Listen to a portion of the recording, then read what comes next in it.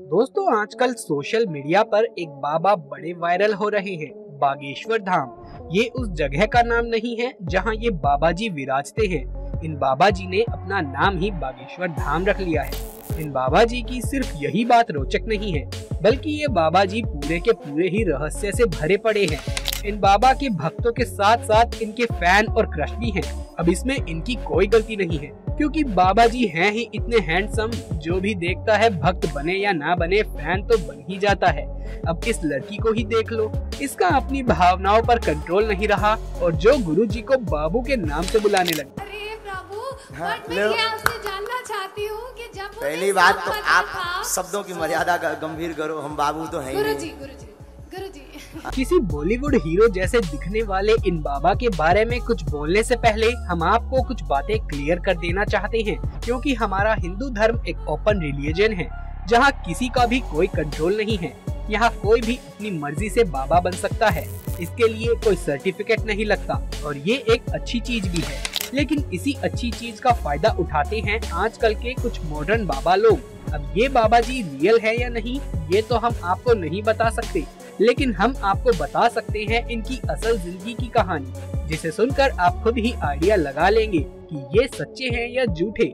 बाबा जी का असली नाम धीरेंद्र कृष्ण शास्त्री है और ये मध्य प्रदेश के रहने वाले हैं। और जिस बागेश्वर धाम सरकार की ये बात करते हैं, वो मध्य प्रदेश के छतरपुर जिले के गंज कस्बे में बालाजी का एक पुराना मंदिर है, जिसमें इन बाबा जी की फैमिली 3 पीढ़ियों से पूजा कर रही है।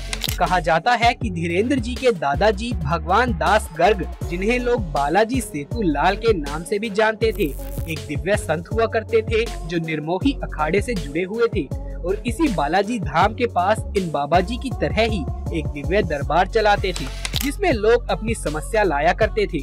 धीरेंद्र जी अपने दादाजी को ही अपना गुरु मानते हैं। वो 9 साल की उम्र से ही अपने दादाजी के साथ उस मंदिर की सेवा में लग गए थे और उस टाइम इंटरनेट तो हुआ नहीं करता था, इसीलिए इनके दादाजी गुमनामी में खो गए। लेकिन जब धीरेंद्र जी ने उस दरबार को संभाला तो उनके भक्त उनका वीडियो रिकॉर्ड कर सोशल मीडिया पर डालने लगे और देखते ही देखते बाबा जी के फॉलोअर्स बढ़ते चले गए और आज इनकी पॉपुलैरिटी विदेशों तक पहुंच गई है। हाल ही में धीरेंद्र कृष्ण शास्त्री जी ब्रिटेन गए और उन्होंने वहां ब्रिटिश सांसदों और वहां के भारतीय समुदाय के बीच प्रवचन दिया है। बाबा जी का जन्म मध्य प्रदेश के छतरपुर जिले में 4 जुलाई 1996 में हुआ। मतलब बाबा जी अभी सिर्फ 26 साल के ही हैं। उन्होंने 12वीं तक की पढ़ाई अपने गांव में ही पूरी करी। उसके बाद कॉलेज से बीए की पढ़ाई प्राइवेट ही करने लगे और बीए खत्म होने के बाद वो अपने दादाजी का दिव्य दरबार संभालने लगे। इनके एक भाई और एक बहन भी है, वो वहीं छतरपुर में उनके माता पिता के साथ रहते हैं। इसके अलावा इनका एक चचेरा भाई भी है जिसका नाम दिनेश शास्त्री है, जिसने बाबा जी के खिलाफ एफआईआर दर्ज भी की है। उनका आरोप है कि धीरेंद्र शास्त्री मुझे जान से मारने की धमकी दे रहा है, जबकि धीरेंद्र शास्त्री जी का कहना है कि उनके चचेरे भाई उनके और उनके दादाजी के नाम का गलत इस्तेमाल कर रहे हैं। बागेश्वर धाम में मंगलवार को भक्तों की अर्जी लगती है।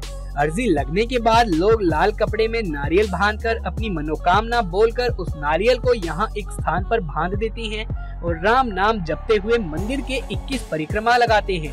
यहाँ पर आपको लाखों की संख्या में नारियल बंधे हुए मिल जाएंगे। मंदिर के पास ही गुरुजी का दरबार लगता है, जहाँ हजारों लोग अपनी समस्याएं लेकर आते हैं। उन हजारों लोगों में से धीरेंद्र शास्त्री किसी का भी नाम लेकर उन्हें बुलाते हैं। वो व्यक्ति जब तक उनके पास पहुंचता है, तब तक शास्त्री जी एक पर्चे पर उस व्यक्ति का नाम पता सहित उसकी समस्या लिख लेते हैं और उसी में उसका समाधान भी लिख देते हैं। लोग आश्चर्य करते हैं कि ये व्यक्ति किस तरह दूर दूर से आए अनजान लोगों को उनके नाम से बुलाता है और कहता है कि आओ तुम्हारी अर्जी लगी है। इतना ही नहीं, धीरेंद्र शास्त्री लोगों को ये भी बता देते हैं कि उनकी समस्या क्या है, कितनी है और कब से है, और उनके पिता का नाम क्या है और उनकी बेटे का नाम क्या है। कई मीडिया वालों ने इस बात की पड़ताल करने की बहुत कोशिश करी, लेकिन वो इस रहस्य के बारे में नहीं जान पाए कि आखिर ये व्यक्ति कैसे लोगों की मन की बात जान लेता है। बाबा जी में कोई दिव्य शक्ति हो या ना हो, लेकिन उनमें अपने भक्तों से बात करने की कला तो है। बाबा जी भक्तों से कई बार अपने बुंदेलखंड वाली भाषा में हंसी मजाक करते हुए दिख जाते हैं। जहां बाबा जी से कभी कोई सरकारी जॉब मांग रहा होता है तो कभी कोई शादी का आशीर्वाद, तो कोई तो सीधा यही पूछ लेता है कि मैं करोड़पति कब बन जाऊंगा। तो मैं करोड़पति तो बनूंगा, पर कब तक बनूंगा ये बता दो। क्या बात है। अब बेटा तेरा तो पता नहीं, लेकिन बाबा जी अब तक करोड़पति जरूर बन चुके होंगे। बाबा जी का लोगों की समस्या बताकर उसका समाधान बताने तक तो ठीक था, लेकिन आजकल बाबा जी लोगों के भूत प्रेत जिन उतारने लगे हैं। इसमें उनका एक अदृश्य सेनापति होता है जो बाबा जी के आदेश पर भूत की बैंड बजाता है।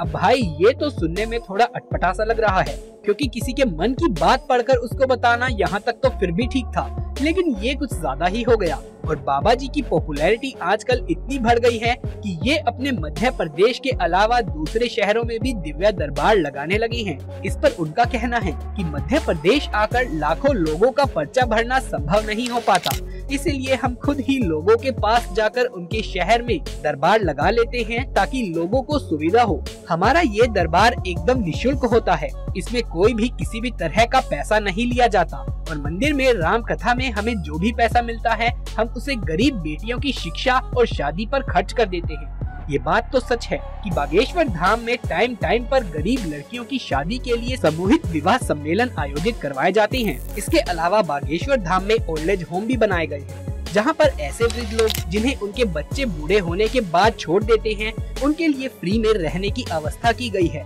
अभी बागेश्वर धाम की तरफ से निशुल्क हॉस्पिटल बनाने का संकल्प लिया गया है। अब ये बाबा जी चाहे सच्चे हों या झूठे, लेकिन इनके भक्तों की आस्था तो सच्ची ही लगती है, इसीलिए तो लाखों लोग इनके दरबार में दूर दूर से अपनी समस्या का समाधान पूछने आते हैं। पर एक बात तो पक्की है, अगर ये बाबा कभी किसी कंट्रोवर्सी में पड़ गए तो उनका टिकट तो थोड़ा लंबा ही कटेगा। दोस्तों, इन सब सोशल मीडिया वाले बाबाओं के बीच हमें ये नहीं भूलना चाहिए कि हमारे सनातन धर्म में लाखों ऐसे बाबा भी हैं जो इंटरनेट और सोशल मीडिया की जिंदगी से दूर अपनी सच्ची साधना और तपस्या कर रहे हैं, जिनका हमें पूरा सम्मान करना चाहिए। दोस्तों, इस बागेश्वर धाम वाले बाबा के बारे में आपका क्या कहना है? आप अपने विचार हमें नीचे कमेंट बॉक्स में लिख करके जरूर से बताएं। और अगर आप उनके दरबार में कभी गए हों तो अपना एक्सपीरियंस हमारे साथ जरूर शेयर करें। यदि ये वीडियो पसंद आया हो तो इसे एक लाइक करके अपने दोस्तों और रिश्तेदारों में ज्यादा से ज्यादा शेयर कर दें। सच्चे हिंदू कमेंट बॉक्स में जय श्री राम अवश्य से लिख दीजिए। आगे भी ऐसे वीडियोस देखने के लिए हमारे चैनल को सब्सक्राइब करके पास वाले बेल आइकन को भी दबा ही लीजिए। जल्द मुलाकात होगी आपसे किसी अगली वीडियो में, तब तक के लिए आप सभी का धन्यवाद।